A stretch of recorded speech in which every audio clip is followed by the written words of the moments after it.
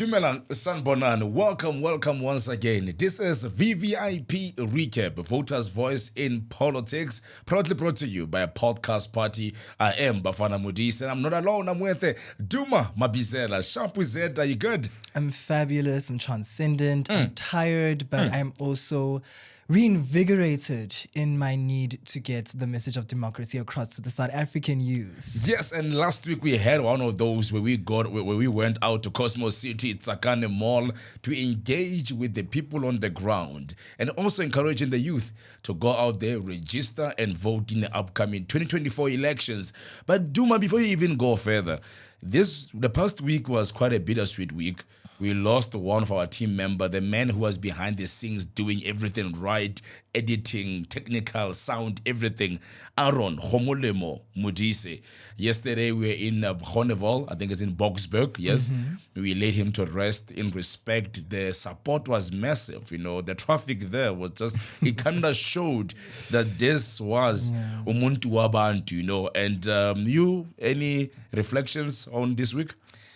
It's been hectic. It's very sad that we had to mark our second week of the activations with the passing of our team member, who I think, to just explain it a little bit, right? Aaron was essentially one of the founding members for VVIP. True. He was on the very first episode we had with Jack in this very room. And for him to then go on to play such a crucial role, which was essentially recording the audio and the visuals, yeah, it was a lot. I'm just happy that all of us are now at peace, per se, to some extent. You know, last week was the most difficult because as a small team, if one of us goes, it's... The gap is still massive. The ripple effects are devastating. We're out of this, you know. But to the family, to the friends out there, even from us here, from Cliff Central, we thank you. Oh, sorry, from VVIP and Podcast Party, we thank you.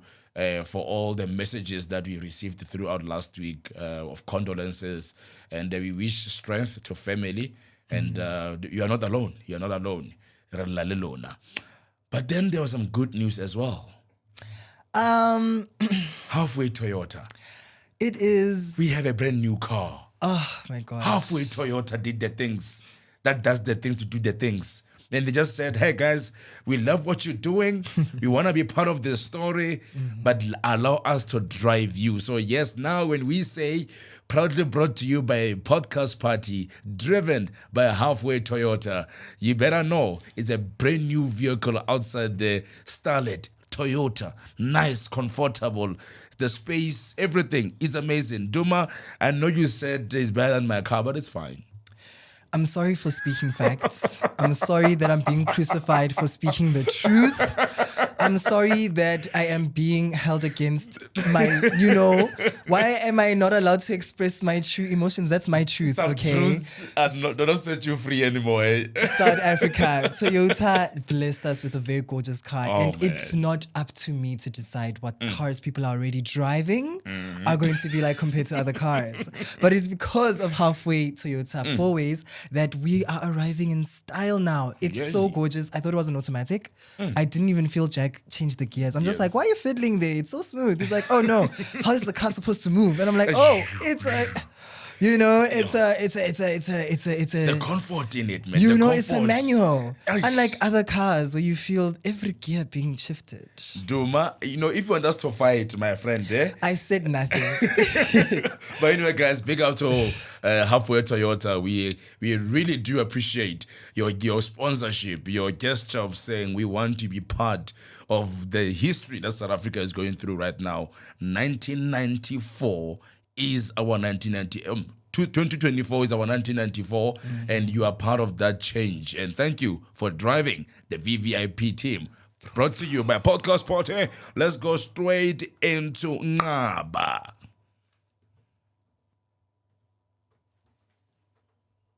Ngaba? Ngaba. Okay, we are just coming back shortly. Ngaba, we met him at Cosmos City, right? And this one man who was not so sold into this voting thing anymore. Tell me more, Duma. I think he was partly annoyed that we disturbed him as he was going on his way to work. I'm just joking. He was such a sweetheart. He was on his way to on his way to work. And we were just like, can we just talk to you for 2 minutes? And we asked him, what do you feel like is happening in this country? Are you voting? What is going on? And he said no. He was one of the very few ones that we've interviewed who've actually said no. And I'm like, what's the reason? And he's just like, no, listen, these people have money for everything else. We have actual serious issues that we need to be dealing with.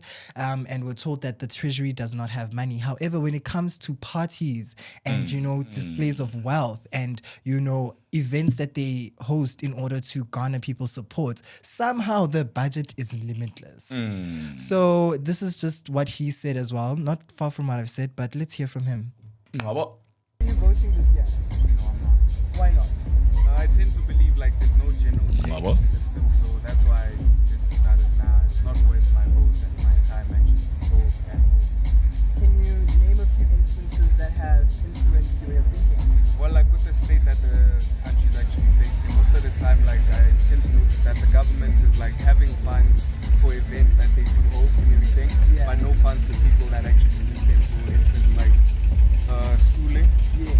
People have been fighting for free education for the longest time, but suddenly then when they have funds, they're using them on events for their parties just to kind of asking people to go for the party. So the corruption is just insane. And I think Ngaba is right. For some reason, there is no money for some certain projects. Treasury is broke. But then you hear them say a municipality is retaining 5 billion to Treasury. How do they return money back to Treasury? You hear the issue of what happened with the floods in KZN, where some money had to return back to Treasury because they did not use the money.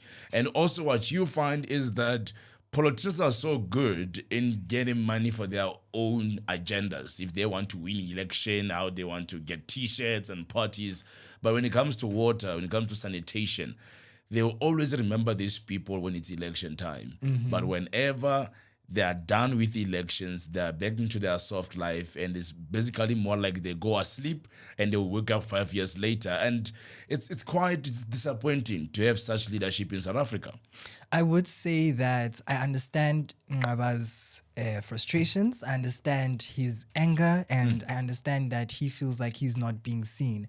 But South Africa, this is the reason why we need to vote. Every time we do not vote, that's why these people feel like they can do whatever they want. We're not interested or invested in what is happening. So it's a weird cycle. It's very strange. I don't know what they call this in psychology if they don't have a term for it yet. You bring it on. I'm gonna just do it my own. But it's like, if we do something about something, it's going to have another reaction. However, if we don't do something about it, it's going to have a worse reaction. Yeah, it's more like, and you're right, it's more like if we don't realize the fact that these guys are there because we put them in power. Yes. And also through our vote, we can take them out of power. And if you're not happy about something and you rather just sit there and do nothing, don't expect it to change. Exactly. It's going to go on and on and on. And I always say that the best time to protest is to go out and vote and make that decision. Before you go out down to bend tires and close the streets and do whatever, now is the time to say, I want to see change for the next 5 years. And it's within your hands to go out there, register on the IEC online website, and make sure that you become part of millions of South Africans who will go out in this election and make a choice. Because if you don't do it, I'm telling you, this will never stop. You keep on complaining and say they're only getting fed, they're drinking expensive bottles, they're playing with us. But what are you doing? The same way we had somebody say we are dealing with load shedding. After the whole sauna tomorrow morning, stage 6. Like, how are you dealing with this? People had the luxury to wait for tomorrow morning. Me at 8. After, I don't know if it was after or during because I did not watch. As soon as it said 8 o'clock, gone. And I'm like, Then and the man just said they are fixing the issue. Let's move along. There's a lady called Palesa. We met her at Tsakane Mall, and Palesa went viral. Over 60,000 views on TikTok. Follow us, VVIP_ZA. Follow us and check the video there. Palesa said something very... Let's listen to her. Let's listen to Palesa. Palesa? Why? Government bapala ka rona. You can say ngwana matric o tlo passa ka 30%, then college e batla how many percent? Yeah, 60, 70. Exactly. O kena jwang college o qualify jwang? So that means go fela mo shopong tsa makula re sebetse teng kaofela mos. There's no way forward go country ya rona. So that's why bana ba batho ba sa batlo vote. And that is the truth. People are passing with the 30% kodikolong at school. And what you find it is that once you leave matric with like 30 or 40%, the chances of you going to varsity, they're quite slim, right? They're non-existent. They're Slim is a non-existent, very nice way of saying actually. non-existent. And some, they want to go out and go to other institutions. But that matric alone is just more about school living because it has no value. So now these kids find themselves with matric. They can't use it for any other thing but to keep it there and say, I have matric. And also she spoke about the idea that our education system, it doesn't challenge us. It makes things easier. Just go pass, And then leave. And leave. I mean, it's your view, Duma? I would say, as a person who recently, well, I don't know if 5 years ago is recent, but as a person who recently matriculated 5 years ago. 5 years ago, it's quite fascinating because as I was going through the comments, we're on 69.1K views now. As I was going through the many comments, one person said, why don't they just work hard on their own?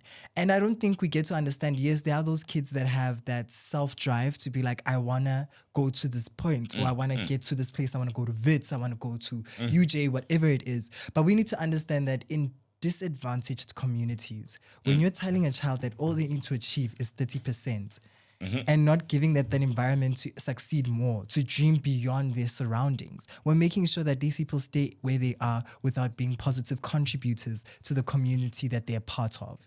So it's so much more bigger than just, oh my gosh, why don't they just work harder on their own? Why would I work hard if I know that all I need to do to finish this is just get a 30%? My point exactly. I wanted to go to tertiary, that's why I had to work hard. But imagine if that was not my plan. Then I don't feel obligated to even do better because I know whether I do or don't, I'm going to pass. Exactly. I feel like we need to do better. I think education must be there to kind of, stretch your mental juices. You need to be challenged. You know, you can't just say, but for the test, you pass by 10%. I mean, like, I know. What is the point? What am I tested then if it's just 10%? So it's quite a hectic thing what we have with our education system. I think Palisa hit it on the nail to say the state is not really intentional with their education. They are just doing it as a formality to get you off school and bring in the new load, get you off school, bring the new load. But none of this is taking us anywhere as the youth of this country. The last one is Beulah. Beulah, talk to us.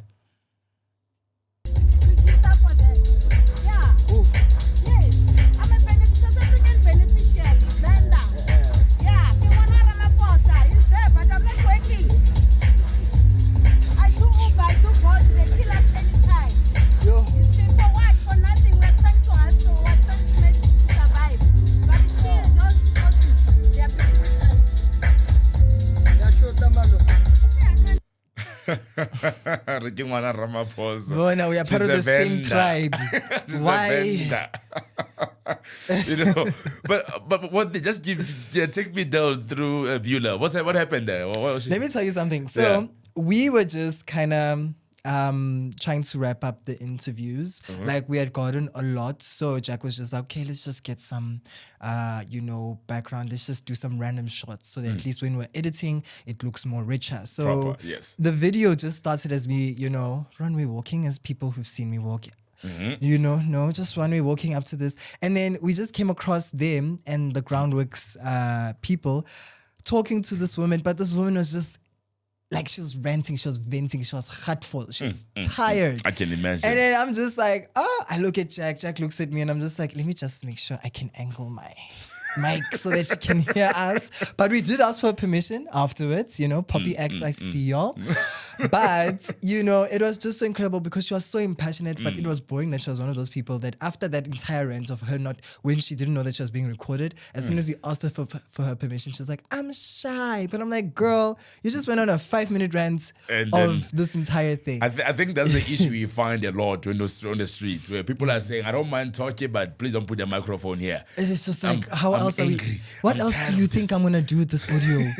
Not to be mad. But she was quite incredible. She went into... She's passionate. I can tell by the voice, very passionate, Yes, and it's so unfortunate that people who are so aware of the issues that they're facing are not willing to vote because it might not be on the video, but she actually said that she's not voting because she doesn't understand what's the point. She's got 2 kids, she's living off of grants, this is her life. And I I'm think just like, it's sad but I think it's what we've got right now. People are just angry. They feel like it's useless. We have had leaders for 30 years. We've been changing this, but nothing ever changes.